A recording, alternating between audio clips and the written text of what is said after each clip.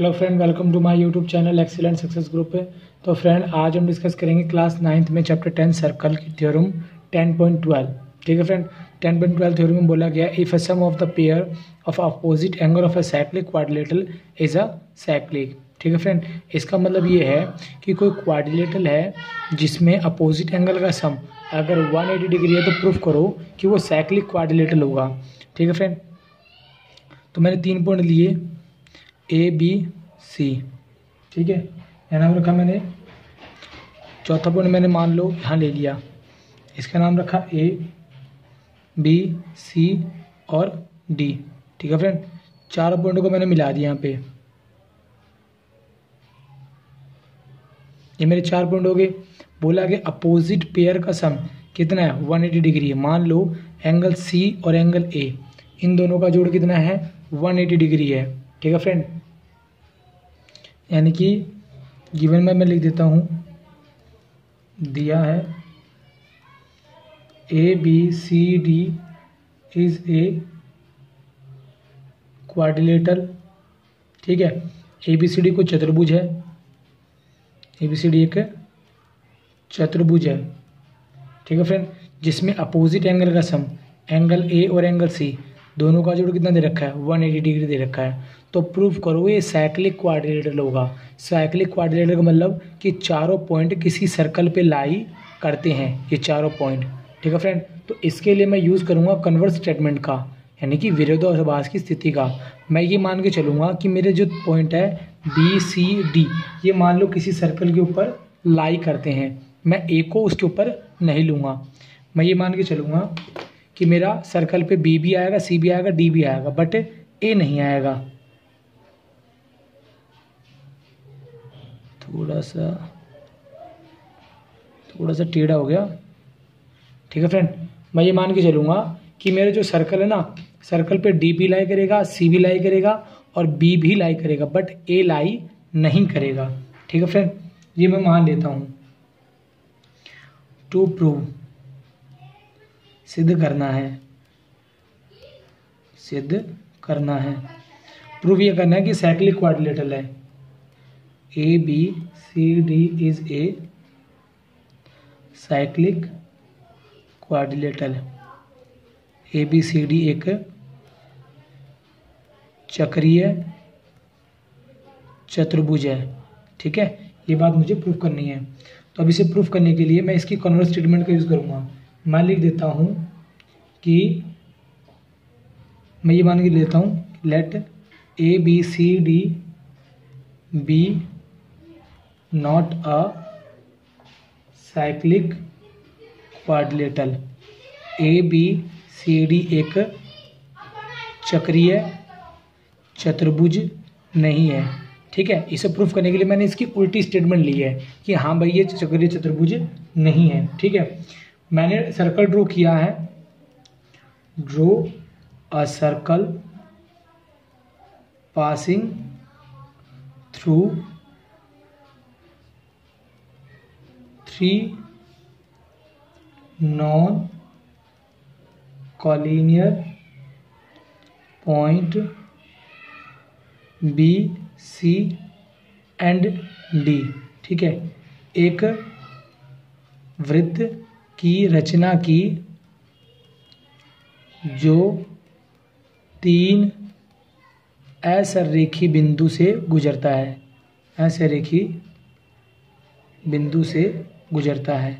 इसका कहने का मतलब ये है कि जो सर्कल में ड्रॉ किया ना, वो असरेखी होता है। असरेखी मतलब जो तीनों एक लाइन में ना हो, इन तीनों से क्या करता है, ये सर्कल पास होता है।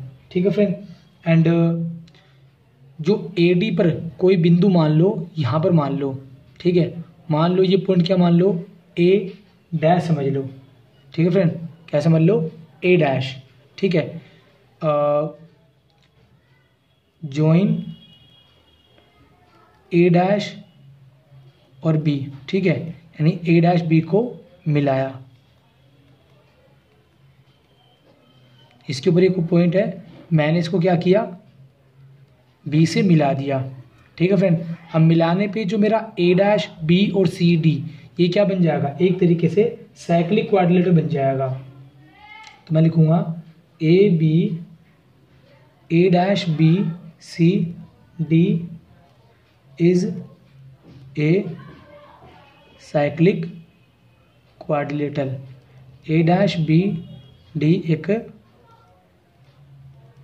चक्रीय चतुर्भुज है। मैंने ये मान लिया। अगर ये साइक्लिक क्वाड्रिलेटरल है, ठीक है फ्रेंड, तो इस एंगल का जोड़ और इस एंगल का जोड़ कितना होगा? 180 डिग्री होगा, ठीक है, क्योंकि साइक्लिक क्वाड्रिलेटरल में अपोजिट एंगल का सम कितना होता है? 180 डिग्री, ठीक है फ्रेंड। तो angle A dash plus angle C, इनका जोड़ कितना होगा? 180 डिग्री होगा। इसे नंबर 1 समझ लो, इसे नंबर 2 समझ लो।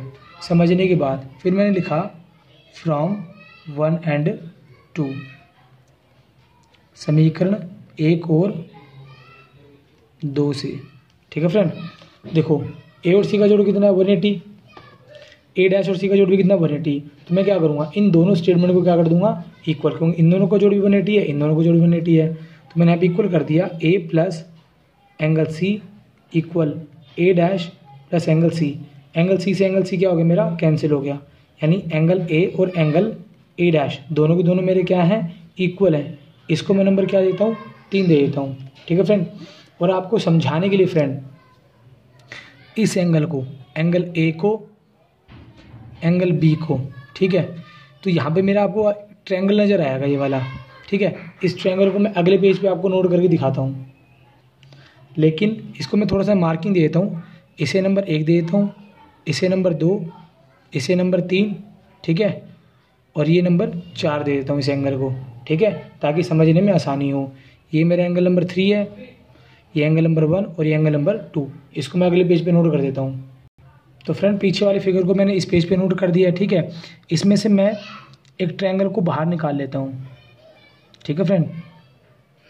जैसे कि मेरे वाला ट्रायंगल है, ये ए डैश है, ये ए है, ये बी है। मैंने आपको मार्किंग की थी ना, ये एंगल 2 है, ये एंगल 1 है और ये एंगल 3 है, ठीक है फ्रेंड। तो ये जो मेरा ट्रायंगल है जिसका नाम क्या है? ए बी ए डैश, मैं लिखता हूँ in triangle A B A dash, त्रिभुज ए बी ए डैश में अंदर वाले दोनों एंगल का जोड़ किसके इक्वल हो जाएगा? एंगल 3 के। इसे रीजन क्या दूंगा मैं? एक्सटीरियर एंगल प्रॉपर्टी, ठीक है फ्रेंड, यानी कि बाह्य कोण सर्वसमीका, बाह्य कोण सर्वसमीका, ठीक है फ्रेंड। अभी हमने पीछे प्रूफ किया था, मैं आपको दिखा दूं कि पीछे हमने प्रूफ किया था फ्रेंड कि एंगल ए और ए डैश दोनों के दोनों क्या है? इक्वल है। देखो एंगल ए कितना है? 1 और एंगल ए डैश कितना है? 3 है। तो मैं यहाँ पे लिख देता हूँ एंगल ए मेरा 1 है और ये मेरा कितना है? 3 है। इसको इक्वेशन नंबर 3 दे देंगे, यानी एंगल 1 और 3 दोनों क्या है? इक्वल है। तो मैं यहाँ पे लिख देता हूँ फ्रॉम 3, समीकरण 3 से, ठीक है, जिसमें क्या दे रखा था? एंगल 1 बराबर एंगल 3 के दे रखा था, ठीक है फ्रेंड। तो मैं एंगल 1 की जगह पे रिप्लेस कर देता हूँ एंगल 3 को, plus angle 2 equal to angle 3। ये प्लस का है, उधर जाके किसका हो जाएगा? माइनस का। तो एंगल 2 मेरा कितना निकल गया है? 0, यानी जो एंगल 2 है ना, ये मेरा कितना निकल गया है? 0। तो फ्रेंड कहने का मतलब ये है कि यहाँ पर कोई एंगल है ही नहीं। ये जो 2 लाइन नज़र आ रही है मेरे को, ए डैश बी और ए बी, ये 2 अलग अलग लाइन नज़र आ रही है। ये अलग अलग लाइन नहीं है, ये एक ही लाइन है, ठीक है। ये कोइंसाइड है, मतलब मान लो ये एक लाइन है, इसी लाइन के नीचे की तरफ दूसरी लाइन बनी हुई मेरी, ठीक है। 2 लाइनें एक के ऊपर एक है। हमें इस फिगर में नज़र आ रहा है कि 2 अलग अलग है। अगर ये अलग अलग होती तो इनके बीच में समथिंग कुछ ना कुछ एंगल होता, बट यहाँ पर कोई एंगल नहीं है। इसकी वजह से जो मेरे ए डैश बी और ए बी दोनों इसी सर्कल के ऊपर लाई करेंगे। आप ऐसा समझने की कोशिश करो कि कोई कॉइन है, कॉइन की एक तरफ लाइन है मेरी कौन? ए डैश बी, और दूसरी तरफ कौन है? ए बी, लेकिन वो दोनों की दोनों है उसी कॉइन के ऊपर ही, ठीक है। तो ये दोनों लाइनें अलग अलग ना होके उसी सर्कल के ऊपर बनी हुई है। तो इसका मतलब हमारी अजम्पशन गलत है। तो मैं क्या लिखूँगा? ए डैश एंड ए कोइंसाइड, ठीक है, जिसको हिंदी में लिखेंगे ए डैश और ए संपाती है, आवर अजम्पशन